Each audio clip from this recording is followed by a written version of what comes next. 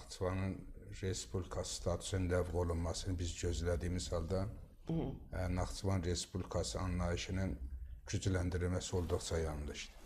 Niyə edirik bunu? Azərbaycanın bir bütün parçasıdır və Azərbaycanın hansısa bir bölgəsindən heç də bir fərqi yoxdur.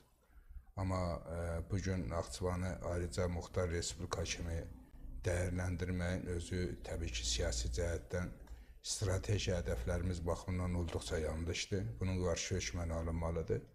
Referendum keçirilməklə Respublika statusundan məhrum edilməlidir. Sonra Cumhurbaşqanının birbaşa təyinatından yönetim və yönetici qurum formalaşdırılmalıdır ki, idarə olunsun. İnfrastruktur canlansın.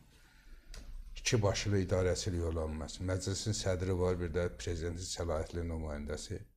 Prezident bir səlahiyyətli nümayəndə göndərdi, 2 ildən sonra məlum oldu ki, öz bir iş görə bilməyib. İndi daha bir 2 il yaşamalıyıq ki, indiki səlahiyyətli nümayəndə yenə işdən çıxarılsın.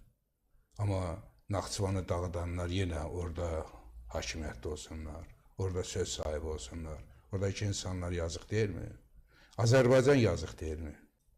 Azərbaycana aidiyyəti olmayan adamlar Naxçıvandan millət vəkili seçiliblər, hələ də səsləri çıxmır. Hələ biri də gəlib Elmlər Akademiyasında oturur. Görün, rəzalətə baxın.